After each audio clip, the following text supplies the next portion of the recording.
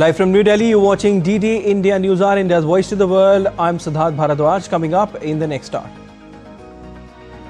External Affairs Minister Dr. Jaishankar meets US counterpart Marco Rubio in Kuala Lumpur on sidelines of East Asia Summit. Talks focus on bilateral ties and global issues. India and China resume flight operations after a gap of 5 years. First direct flight from Kolkata lands in Guangzhou. Flights from New Delhi to Guangzhou to start in November.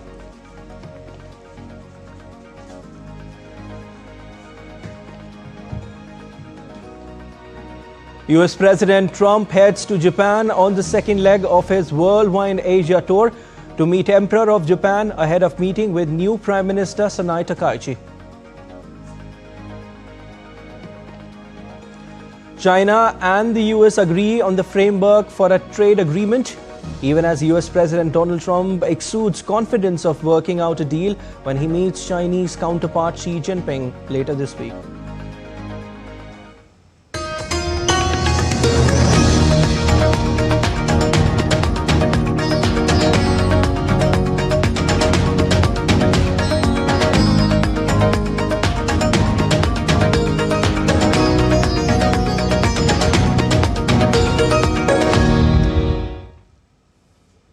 India's External Affairs Minister Dr. S. Jaishankar met US Secretary of State Marco Rubio this morning in Kuala Lumpur amid ongoing trade negotiations.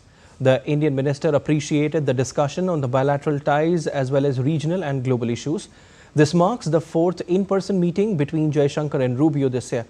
Their last interaction took place in September on the sidelines of the 80th UN General Assembly UNGA session in New York. Jaishankar is in Kuala Lumpur to represent Prime Minister Narendra Modi at the 20th East Asia Summit. The East Asia Summit will provide an opportunity to deliberate on the challenges to peace, stability and prosperity in the Indo-Pacific region and also exchange views on regional and international developments. Apart from the ASEAN member states, the East Asia Summit includes India, China, Japan, the Republic of Korea, Australia, New Zealand, the US and Russia.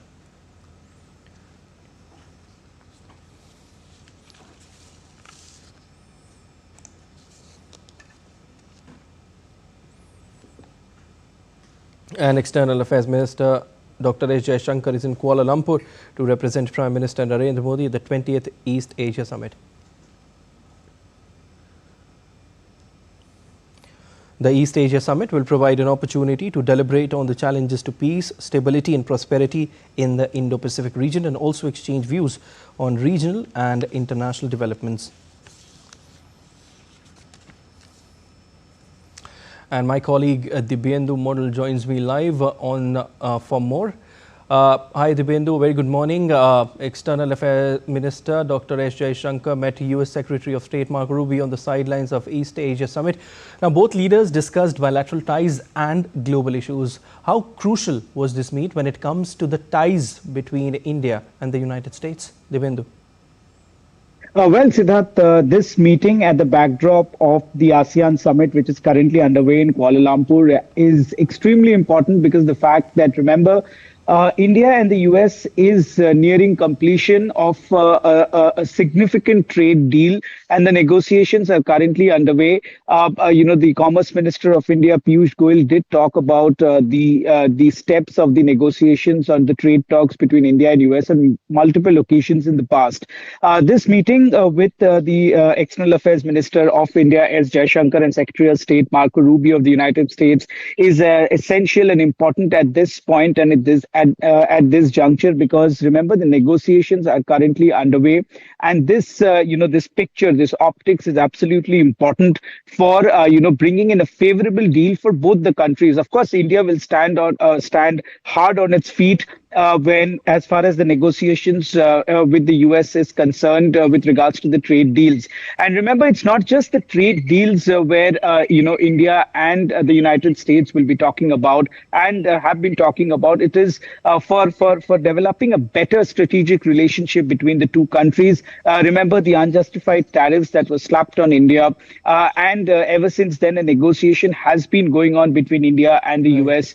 President Donald Trump also did talk about how how, both the countries are nearing completion of a favorable trade deal, which will be favorable to both the countries. So therefore, at the backdrop of all these developments that are taking place between the two important democracies of the world, this meet of the two, in fact, the External Affairs Minister of India and Secretary of State Marco Rubio at the sidelines of the ASEAN summit is crucial and important to understand the developing relationship between the two countries, and also, how the trade talks could see the light of the day in the coming days. Definitely. Siddharth. Dibendu, you mentioned trade talks. What do we know about the trade negotiations between both the countries so far? Well, Siddharth, the trade negotiations between India and US has been going on for quite some time now.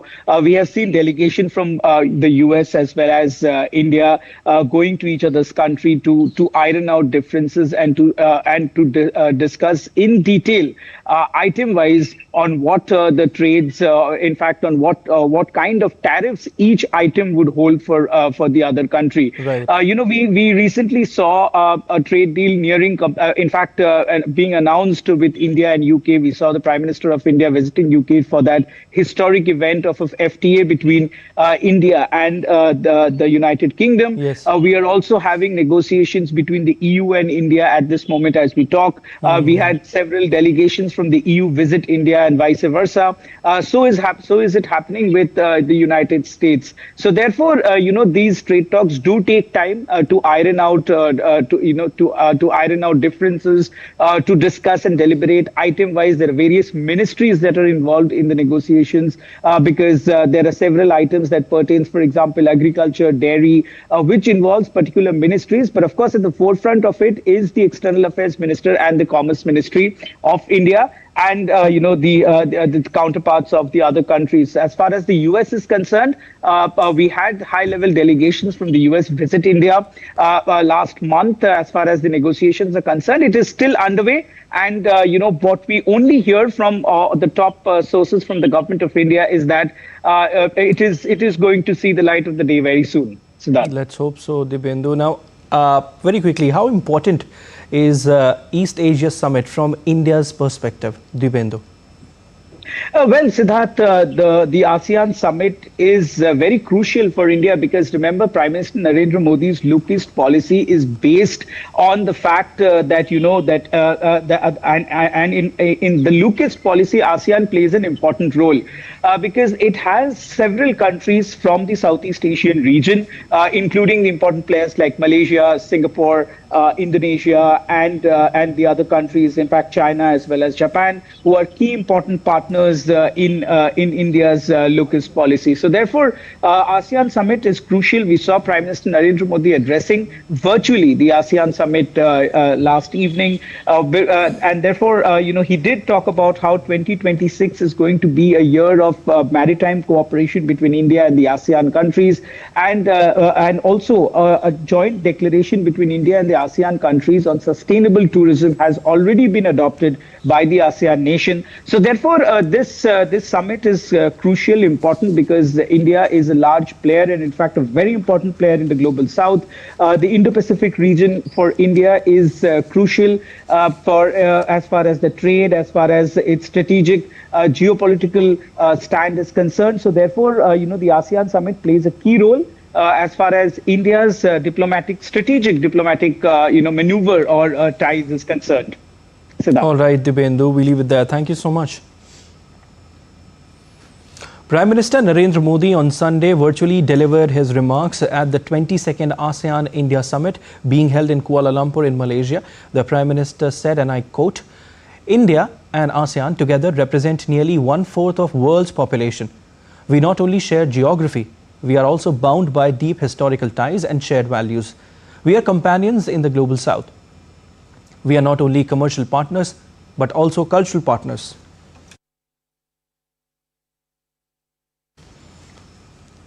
ASEAN is a cornerstone of India's Act East policy. India has always fully supported ASEAN's centrality and ASEAN's outlook in the Indo-Pacific. Even in this era of uncertainties, India-ASEAN Comprehensive Strategic Partnership has continued to make steady progress. The theme of this year's ASEAN Summit is inclusivity and sustainability. This theme is clearly reflected in our joint efforts. whether it is digital inclusion or ensuring food security and resilient supply chains. Amid current global challenges, India fully supports these priorities and is committed to advancing them together. India has stood firmly with its ASEAN friend in every disaster.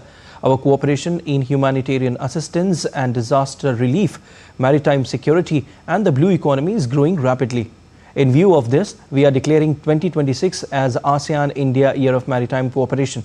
At the same time, we are steadily advancing our cooperation in education, tourism, science and technology, health, green energy and cyber security.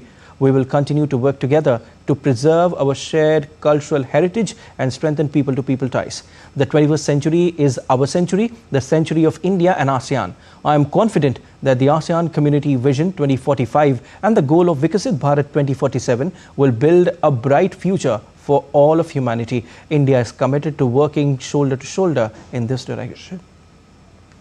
Bharat हर आपदा में अपने ASEAN मित्रों के साथ मजबूती से खड़ा रहा है।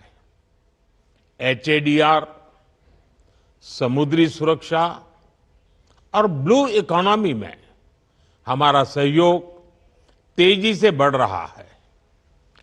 इसको देखते हुए हम 2026 को ASEAN India year of maritime cooperation घोषित कर रहे हैं।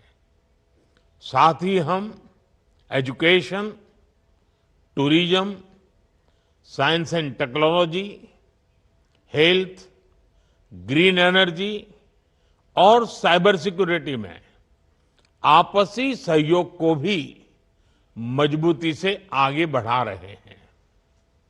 अपनी साझा सांस्कृतिक विरासत को संजोने और पीपल टू पीपल संबंधों को मजबूत करने के लिए हम साथ मिलकर काम करते रहेंगे। India's Commerce and Industry Minister Piyush Goyal will begin his two-day Brussels visit from today, during which he will hold high-level discussions with Executive Vice President and European Commissioner for Trade of the European Union, Maros Sefcovic.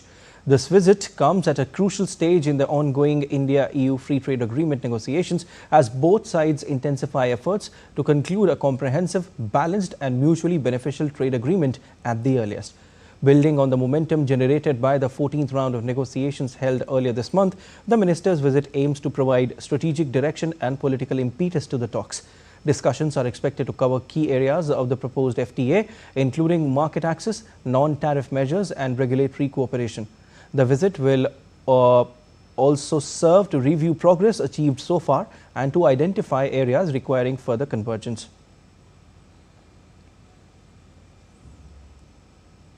At the same time, a delegation of the European Parliament Trade Committee is also visiting New Delhi from today to enhance mutual understanding amid intensive trade negotiations between the EU and India. The main objective of the three-day visit is to contribute to increasing mutual understanding amid intensive trade negotiations between the EU and India.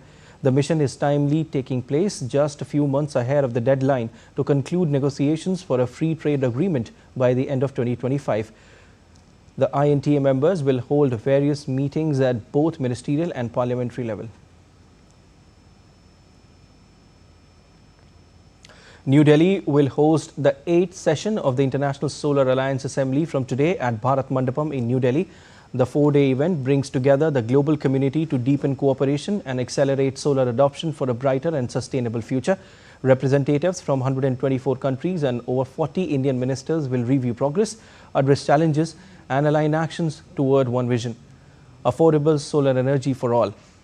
Significantly, President Draupadi Murmu will deliver the keynote address on Tuesday, highlighting India's commitment to global solar development through ISA.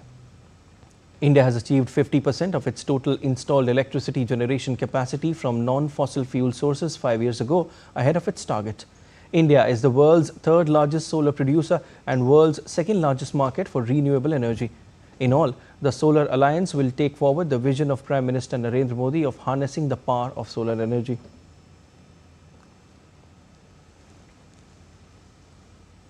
On October 27, we remember the birth anniversary of the great freedom fighter Jatin, born in North Calcutta's Ganendra Mitra Lane. Later, he lived in Bhawanipur, South Calcutta, where his house on 1st Amita Ghosh Road became a key meeting point for many prominent leaders, including Netaji Subhash Chandra Bose. His granddaughter, Malini Das, recently spoke from the family home, sharing that these walls hold the memories of countless secret discussions vital to India's struggle for independence. As time passes, the stories of these brave souls are slowly fading. It's crucial that we remember and honor their contributions to our freedom. दादाजी 63 days hunger strike किए थे और देश के लिए अपना जीवन का बलिदान दिए थे। आजकल के बच्चों में ये नॉलेज बिल्कुल नहीं है। ये थोड़ा बहुत निर्भर करता है स्कूल, कॉलेज, यूनिवर्सिटीज़, जहाँ पे प्रोजेक्ट्स अगर दिया जाए बच्चों को, शहीद जतिन दास जी को लेकर कुछ प्रोजेक्ट बनाओ या फिर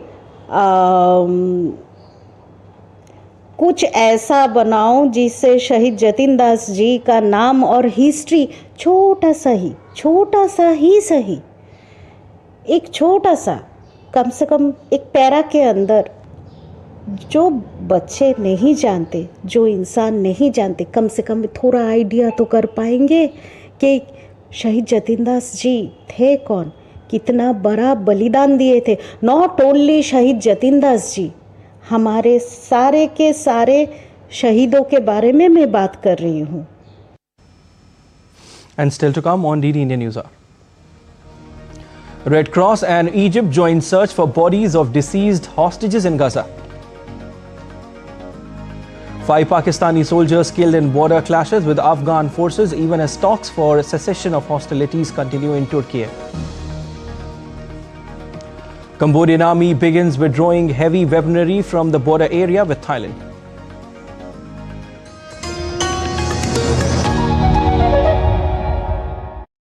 Welcome to DD India, where a billion voices unite, connecting viewers to the stories that matter. India is not just another news channel. It's the international channel that puts the spotlight on the global south, bringing you stories from the heart of emerging economies, dynamic cultures, and transformative voices. As the international news channel of India's public broadcaster Prasar Bharati, DD India delivers high-quality content from every corner of the globe, focusing on the stories that shape our future. We don't just report news. We connect you to India's voice in the global narrative. From current affairs to culture, from economic growth to sustainable development and the ever-evolving world order, DD India gives you a comprehensive view of the world around us. Stay connected, stay informed, and embrace the stories that shape our lives. DD India, India's voice to the world.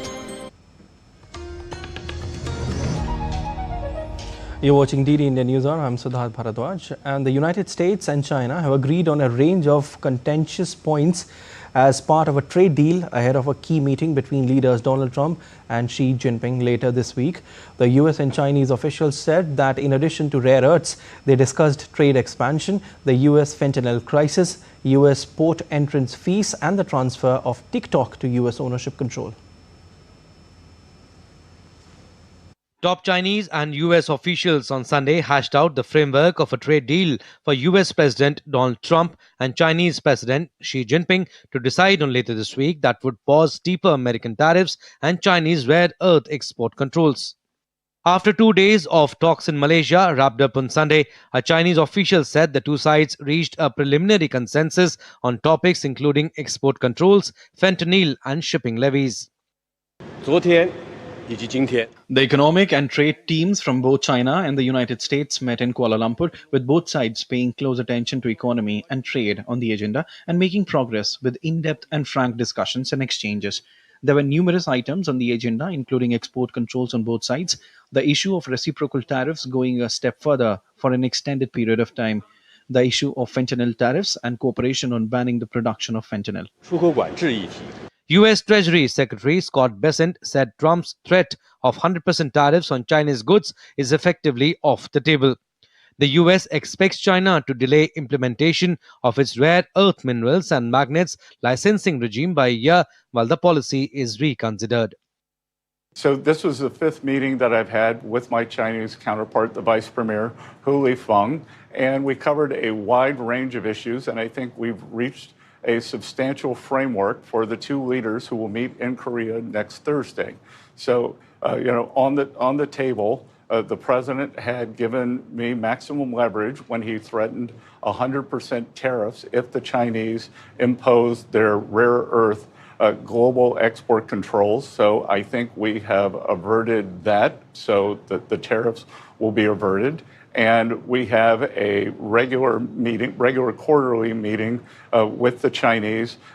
Trump himself predicted a good deal with China as he spoke with reporters on the sidelines of the Association of Southeast Asian Nations Summit in Kuala Lumpur, saying he expected additional leader-level follow-up meetings in China and the US. I think a complete deal. I want our farmers to be taken care of, and he wants things also. We're going to be talking about fentanyl, of course. Fentanyl is killing a lot of people. It comes from China, and we'll be talking about that. We'll be talking about a lot of things. I think we have a really good chance of making a very comprehensive deal. Trump and Xi are due to meet on Thursday on the sidelines of the Asia-Pacific Economic Cooperation Summit in South Korea. China has yet to confirm that the two leaders will meet.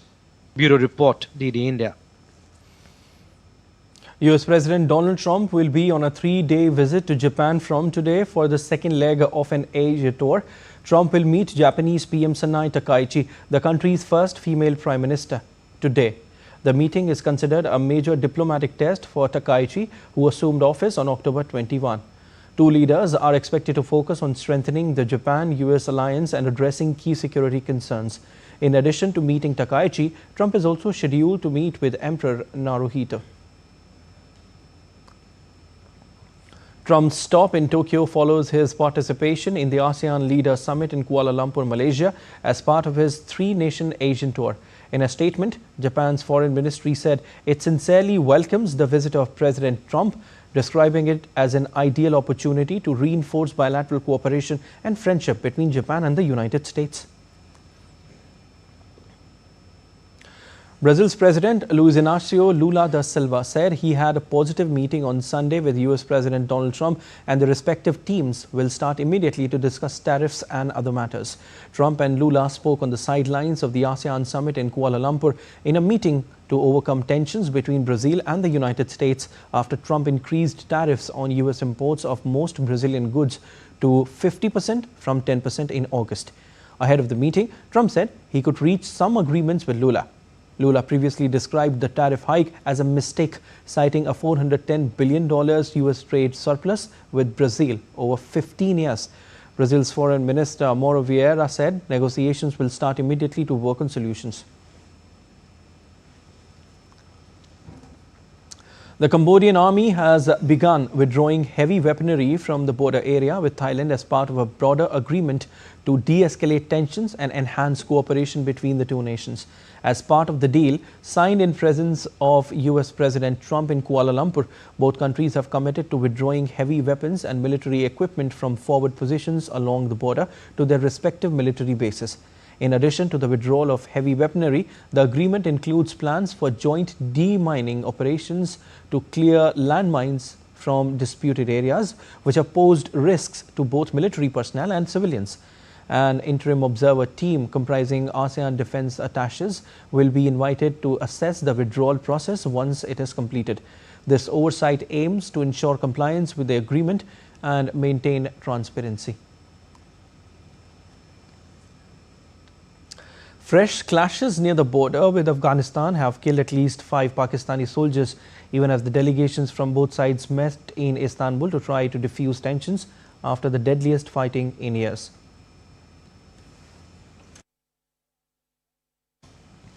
Afghanistan's Taliban government is yet to repost on the latest clashes, but has repeatedly rejected accusations of harboring armed fighters and instead accuses Pakistan of violating Afghan sovereignty with airstrikes. Meanwhile, delegations from both countries arrived in Istanbul, Turkey on Saturday for talks aimed at preventing a return to full-scale conflict.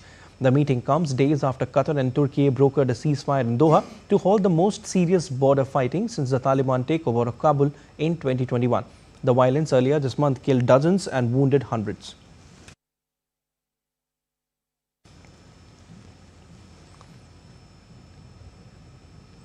Moving on to West Asia, a group of Red Cross officials met with members of Hamas in Khan Yunis on Sunday to discuss how to locate the missing dead bodies of Israeli hostages believed to be in Rafah. It came after Israel permitted Red Cross and Egyptian teams to search for the bodies of deceased hostages beyond the yellow line that is demarcating the Israeli military's pullback in the Gaza Strip. This is a major reversal of a policy of barring entry to foreign forces by Israel. Israeli government spokesperson said that Israel will maintain overall security control in Gaza and said Israel remains extremely committed to upholding its side of the agreement, ensuring that Gaza will be demilitarized. The Prime Minister has said, Joel, it's going to be done the easy way or the hard way, and Israel will have overall security control of the Gaza Strip. I'll point you back to the 20-point plan, which we continue to reiterate, which Israel remains extremely committed to as we have upheld our side of the agreement. Gaza will be demilitarized and Hamas will have no part in governing the Palestinian people. As part of the ceasefire agreement, Hamas has said it will return all the hostages it abducted, but the remains of 13 are still in the enclave.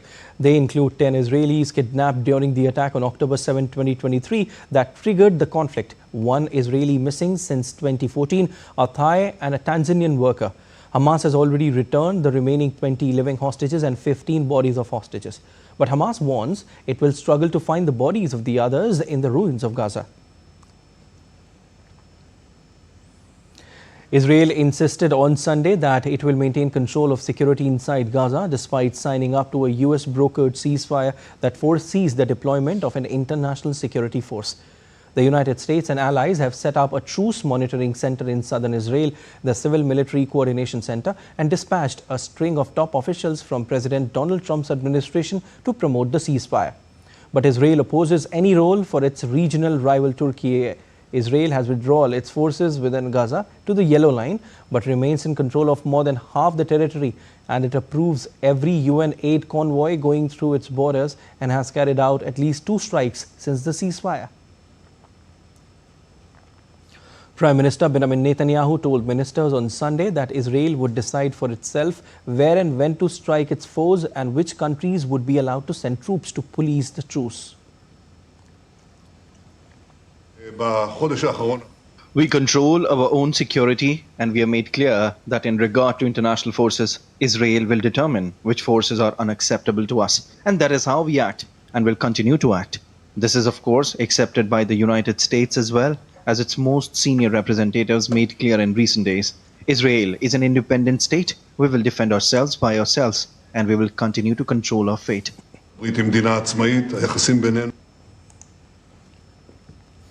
Argentine President Javier Milei's party cruised to victory in midterm legislative elections as voters overwhelmingly backed his free market reforms and deep austerity measures. After the results, Milei said his party's big victory in the nation's midterm elections marked a turning point and vowed to pursue reforms his government still considers necessary. He added that the voters had shown their desire to irreversibly change the path forward for South America's number 2 economy. The results will also likely be welcome news to US President Donald Trump, whose administration recently provided Argentina with a hefty financial bailout, but had threatened to pull away if Milei did not do well. The elections were the first national test of Milei's support since he won office 2 years ago on a promise to revive the long-ailing Argentine economy through a series of painful reforms. And still to come on DD India Newshour. Lithuania shuts Vilnius airport. Caribbean countries brace for catastrophic floods, landslides as Category 4 Hurricane Melissa set to make a landslide. Chhath Puja being celebrated with traditional fervour across several parts of India.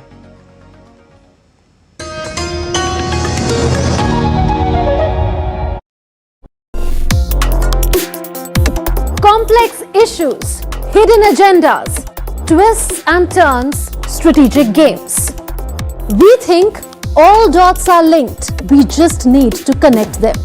Join me every week as I connect the dots to unravel hidden designs in statecraft, mysteries, and decode issues that matter to you. Watch Connecting the Dots with me at these times on DD India.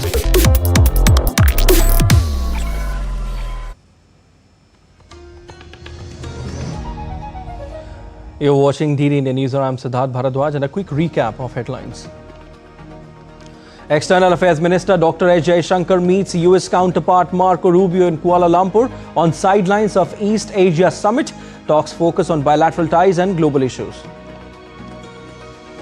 India and China resume flight operations after a gap of 5 years.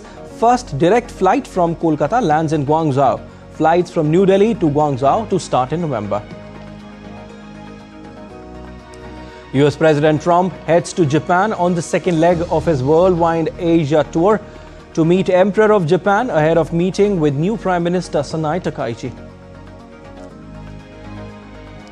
China and the US agree on framework for a trade agreement even as US President Donald Trump exudes confidence of working out a deal when he meets Chinese counterpart Xi Jinping later this week. Direct flights between India and China have officially resumed after a hiatus of over 5 years. Indigo's A320 aircraft from Kolkata landed in the southern Chinese city of Guangzhou on Monday. Indigo will undertake daily non-stop flights between the two locations. Guangzhou in southern China is well known as an important global business hub for manufacturing and export logistics. The resumption of connectivity from India caters to the growing demand for passenger and cargo movement between India and China, unlocking new opportunities for trade, investment and tourism. Building on this expansion, Indigo will also begin flights between Delhi and Guangzhou from 10th of November 2025, further strengthening its presence in this important trade and travel corridor. Indigo is among the first airlines to restart services following the COVID-19 suspension. Vice President of India, C.P. Radhakrishnan, is on a 2-day visit to Seychelles. India and Seychelles have long-standing ties, and the Aldabra giant tortoise, native to Seychelles, is symbolic of the ties between the two nations. DD India's Jatin Jha has more on this story. The Aldabra giant tortoise, native of the Aldabra atoll in Seychelles, is one of the largest and longest living tortoise species. In 2014, the then President, James Alex Mitchell, announced the gift of a pair of Aldabra giant tortoises to the Alipur Zoological Garden in Kolkata as a gesture of goodwill and in memory of Advaita, the legendary 250-year-old Aldabra tortoise once housed there.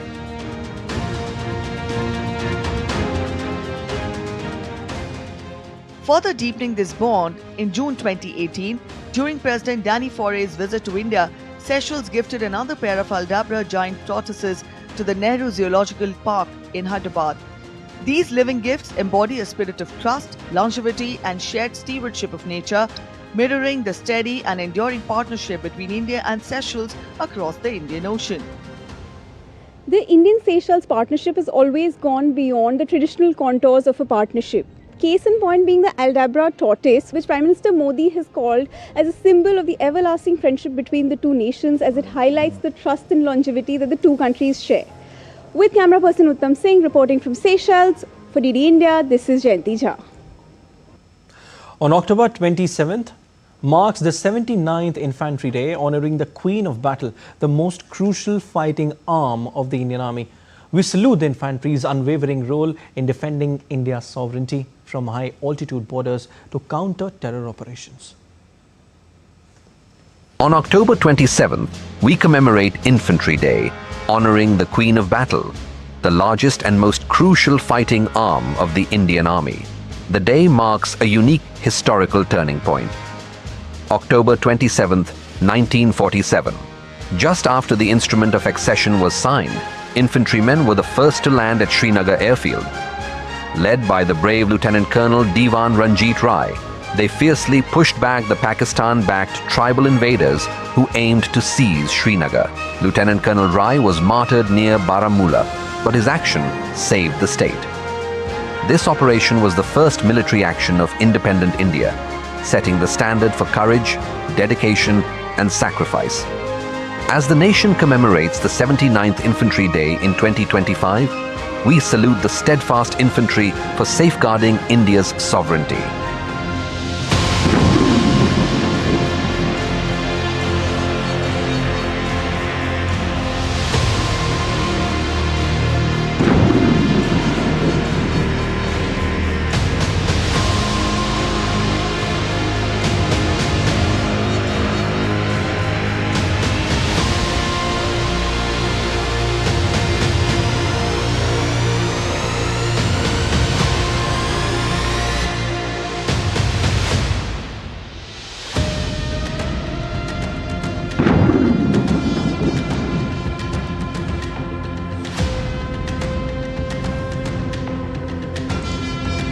Jai Hind. Chief of the Indian Army Staff, General Upendra Dwivedi, laid wreath at the War Memorial in New Delhi on the Infantry Day. General Dwivedi and other senior officers paid homage to the fallen soldiers. India commemorates Infantry Day on October 27 as it holds immense significance. On this day in 1947, the 1st Battalion of Indian Army landed in Srinagar to protect the people from invading forces from Pakistan. This decisive action proved pivotal in safeguarding the region and ensuring its integration into India.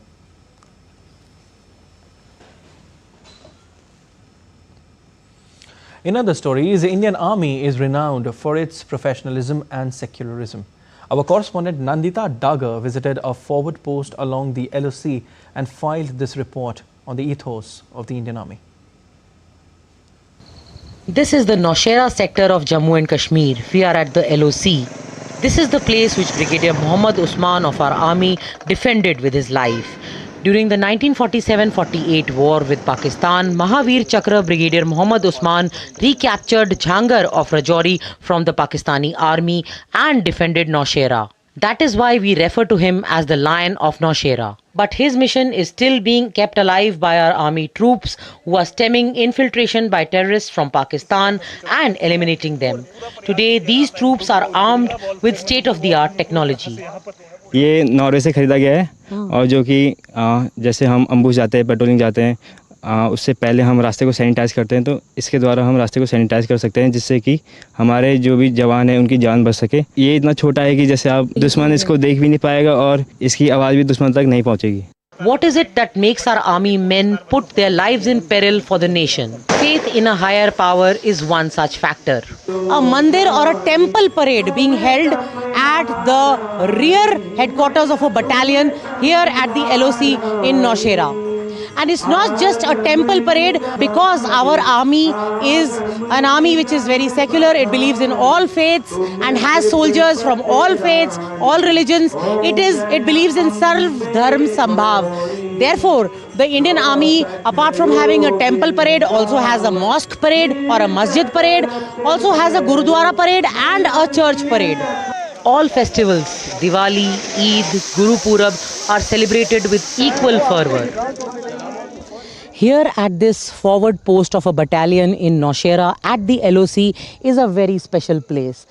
So much so that this forward post derives its name from the Khori Baba. It's known as the Khori Baba post. You can call it a Khori Baba Dargah or call it a Khori Baba Mandir, but this is the place the army troops converge in the mornings and evenings and they pray here. Khori Baba was a mortal man who lived here in 1947-48 when Pakistani raiders along with the Pakistani military tried to invade. Khori Baba was the one who gave shelter to the local villagers and he also gave it his best and countered the Pakistani military. Now the troops at this post very ardently believe that it was Khori Baba and his blessings that kept this post secure during the relentless artillery shelling and firing by the Pakistanis during Operation Sindoor, the first few days of Operation Sindoor. That's faith, and you can't argue with faith. With camera person Dhiman at Noshera at the LOC, this is Nandita Dagar for DD India. Prime Minister Narendra Modi on Monday called upon citizens to participate in the Run for Unity on October 31st and celebrate the spirit of togetherness, honouring the legacy of Sardar Vallabhbhai Patel on his birth anniversary. Taking to X, the Prime Minister wrote, "Join the Run for Unity on 31st of October and celebrate the spirit of togetherness. Let's honour Sardar Patel's vision of a united India." On Sunday, in the monthly radio programme Man Ki Baat, Prime Minister Narendra Modi paid tribute to Sardar Vallabhbhai Patel, India's first Union Home Minister, describing him as one of the greatest luminaries of modern times, saying that the latter made unparalleled efforts for the nation's unity and integrity. Ahead of the 150th birth anniversary of Iron Man of India, PM Modi remembered Patel's achievements, noting that the nation would remain indebted to him for his invaluable contributions as Deputy Prime Minister and Home Minister.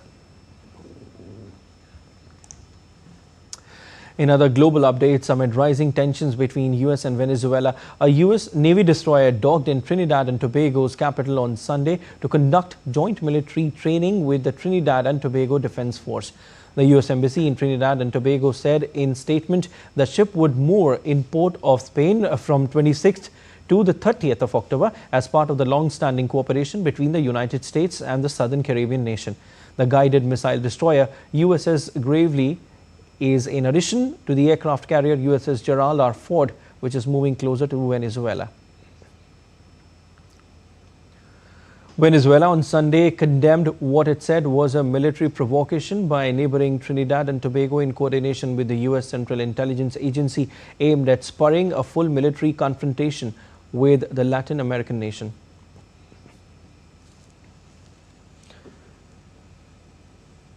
Meanwhile, President Maduro has called the deployment of warships an attempt by the US government to invent a new eternal war against Venezuela.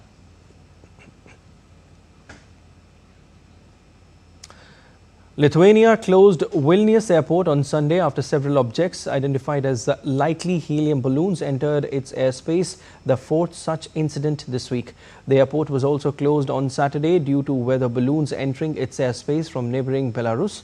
On Friday, Lithuania closed its two biggest airports and shut crossings on its border with Belarus after helium weather balloons drifted into its territory. Lithuania has said balloons are sent by smugglers transporting contraband cigarettes, but it also blames Belarus President Alexander Lukashenko for not stopping the practice. Lithuanian Prime Minister Inga Ruginiene on Friday said the country's National Security Commission will meet next week to assess the situation. Striking workers at Boeing Defense in the St. Louis area rejected the company's latest contract proposal, sending a strike that has already delayed delivery of fighter jets and other programs into its 13th week. The 5-year offer was largely the same as the offers previously rejected by union members. The company reduced the ratification bonus but added $3,000 in Boeing shares that vest over 3 years and a $1,000 retention bonus in 4 years. It also improved wage growth for workers at the top of the pay scale in the 4th year of the contract. The never-ending strike is affecting the companies constantly. Boeing is expected to report another unprofitable quarter when it posts its third quarter results on Wednesday. Global weather updates now. A dire situation is unfolding across the Caribbean tonight. Hurricane Melissa has rapidly intensified into a Category 4 storm, with forecasters warning it could reach Category 5 strength before striking Jamaica. Authorities are urging residents to take shelter immediately as conditions worsen. Here's the latest report. Tropical storm Melissa, born just days ago, has grown into a roaring monster, packing winds of 145 miles per hour and crawling at just 5 miles an hour. The storm is poised to unleash catastrophic flooding and destruction across Jamaica. Officials warn that up to 40 inches of rain could fall on parts of Jamaica, Haiti, and the Dominican Republic, triggering flash floods and deadly landslides. Jamaican official says some communities may not survive catastrophic flash floods and urged people to move to higher ground. Storm shelters had been activated across the island nation. This extreme rainfall potential, owing to the slow motion is going to create a catastrophic event here for Jamaica. It is imperative that if you have friends and family in that area, if you know somebody there, you contact them, make sure they're aware and tracking this, and make sure they know how to protect themselves for upwards of 2 or 3 days, because it's going to take so long for this storm to move through that area. For many Jamaicans, the fear is all too familiar. Memories of 1988's devastating Hurricane Gilbert still linger. Residents say they're bracing for the worst. So we use plywoods to barricade the areas and sandbags to ensure that during the storm we don't have any issues of any debris going inside or anybody pass by to probably want to go inside. So that's pretty much why we put the sandbags here and the plywood for barricade. Usually when a storm, they say a storm is coming, usually it doesn't hit us. We don't get the full impact. So me personally, I've never witnessed a hurricane that has damaged Jamaica. Well, I already do my shopping, so now I'm just here to get some gas, and I was trying to see if I can get a generator, because last year after that hurricane we did have 3 weeks out of light. We are just preparing for the less worst to happen, and we are getting ready. And because since it's a supermarket, we open for public for necessity commodities. And hopefully the Melissa will give the less damage, and God bless us. Jamaica was expected to see deteriorating conditions from Melissa through Sunday, with landfall not expected until late Monday or early Tuesday. The international airport in Kingston and all seaports were closed late Saturday. Melissa is the 13th named storm of the Atlantic hurricane season, which runs from early June to late November. After passing over Jamaica, the storm is forecast to move over eastern Cuba and the Bahamas. It would likely intensify into a top-level Category 5 storm. Already, flooding from Melissa's outer bands has killed at least 4 people across the Dominican Republic and Haiti, a grim sign of what's to come. Bureau Report, DD India. Indian states of Andhra Pradesh and Orissa are bracing for Cyclone Montha's landfall on Tuesday. The India Meteorological Department on Monday said that cyclonic storm Montha has intensified over the southwest and adjoining southeast Bay of Bengal and is steadily moving toward India's eastern coast. Following this movement, the IMD has warned of heavy rain for parts of Orissa, West Bengal, Tamil Nadu and Andhra Pradesh. It is likely to make landfall on Andhra coast between Machilipatnam and Kalingapatnam near Kakinada on Tuesday. Amid heavy rain alerts, schools in Andhra Pradesh have been closed. Authorities have announced a 2-day holiday in Visakhapatnam, Ankappally and West Godavari districts, which are likely to be the worst affected by the cyclone. In Orissa, authorities mapped 8 districts as red zones, including Malkangiri, Koraput,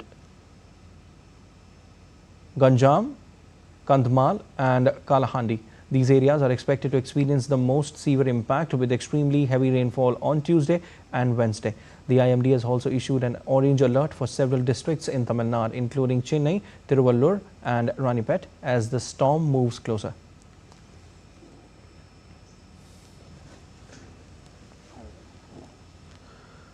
Chhath Puja, the festival of faith, discipline and devotion, is being celebrated with traditional fervor across several parts of India, especially in Bihar, Jharkhand, eastern Uttar Pradesh and Delhi.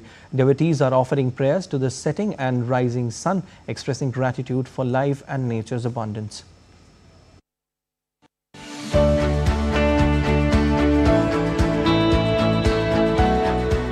The festival of Chhath Puja paints the ghats and the river banks with hues of faith and devotion. Dressed in traditional attire, devotees gather at water bodies to offer arghya to the setting sun, thanking Lord Sun for bestowing life, energy and prosperity. Celebrated over 4 days, the ritual of Nahai Khai, Kharna, Sandhya Arghya and Usha Arghya symbolizes purification, fasting and surrender to the divine. Women devotees observe rigorous fasting, standing in water for hours, praying for the well-being of their families. From Patna's Ganga Ghats to Delhi's Yamuna banks and housing societies across metropolitan cities, the spirit of Chhath transcends regions, uniting communities in a shared reverence for nature.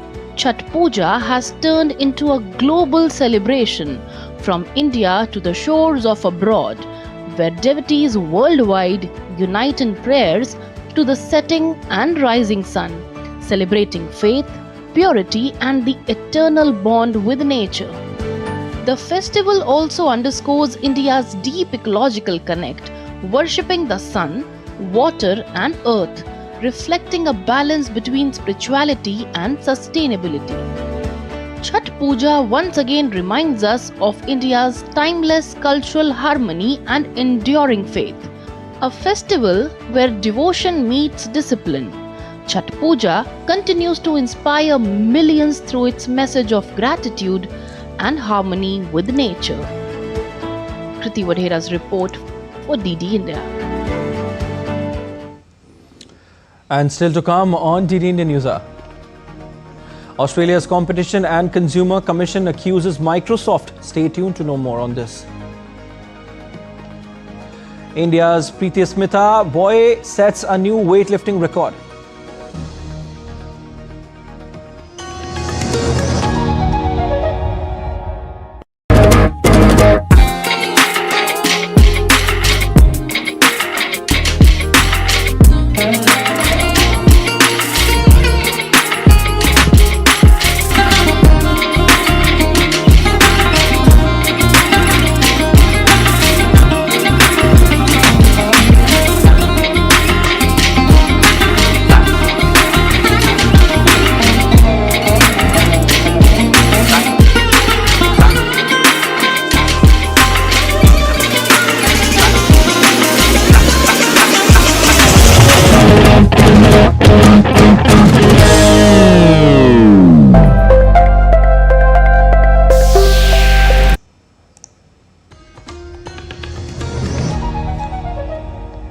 You're watching DD India Newshour. I am Chhath Bharadwaj, and Australia's Competition and Consumer Commission accused Microsoft on Monday of misleading people into paying for its AI assistant Copilot.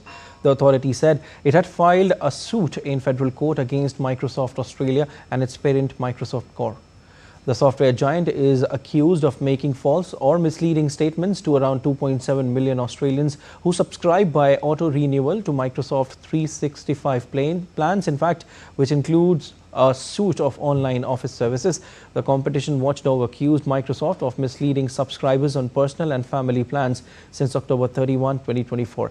The commission is seeking penalties, injunctions, consumer redress and costs. Microsoft could face penalties of over $30 million for each breach. Japan's benchmark stock average topped the 50,000 mark for the first time on Monday as investors welcomed an easing in US-China tensions and with expectations growing for the Federal Reserve to further cut rates this week. The Nikkei jumped 1.6% to 50,080.49 in early trading. The gauge broke through 45,000 on September 16 and has marched through successive round numbers at a rapid clip. It marks a dramatic turnaround for a long moribund market that saw the Nikkei take 34 years to finally recover to its bubble economy peak in February 2024. South Korea's benchmark Kospi index also topped 4,000 points on Monday for the first time, lifted by broader optimism over a potential US-China trade deal. The Kospi jumped more than 90 points or 2.3% to reach 4,031 in the first hour of trading. You're watching DD India News. Our time now for sport, and India's final group stage match against Bangladesh at the Women's World Cup in Navi Mumbai was washed out due to heavy rain. Following a delayed start, India captain Harmanpreet Kaur won the toss and elected to field. The hosts restricted the visitors to 119 runs for the loss of 9 wickets in 27 overs. Chasing a revised target of 126 runs, Smriti Mandhana opened the innings with Amanjot Kaur in the absence of her regular partner Pratika Rawal, who picked up an ankle injury during the first innings. The openers added 57 runs when the rain returned and brought an end to the contest. Next, India will take on defending champions Australia in the semi-finals on Thursday. Captain Pat Cummins has been ruled out of the first Ashes test against England in Perth next month. Steve Smith will lead the side in Cummins' absence. Cricket Australia said that Cummins had now resumed running and would be back bowling soon, offering hope The 32-year-old might be fit to take part in the second test in Brisbane from December 4. Cummins has been sidelined by a lower back issue since July and was already a major doubt for the series opener against England, which starts on November 21. Scott Boland is almost certain to replace him in the bowling attack alongside Josh Hazlewood and Mitchell Starc. And India's Preeti Smitha Bhoi has set a new weightlifting record by successfully lifting 92 kilograms in clean and jerk event at the Asian Youth Games in Bahrain. The record earned her a gold medal in the girls 44 kilograms category in Manama City. The 16-year-old Indian also clinched silver in the snatch section with a 66 kilogram lift to finish with 2 medals. Boys' gold medal was India's third at the Games and the first by an individual. The other 2 gold medals by India were won by their men's and women's kabaddi teams. India's overall tally has risen to 24, including 3 gold, 10 silver and 11 bronze. A giant Day of the Dead installation in Mexico City's main square marks 700 years since Mexico Tenochtitlan's founding. The installation showcases 10-meter skull-adorned female figures and celebrates Mexico's UNESCO-recognized fusion of the pre-Hispanic and Catholic traditions.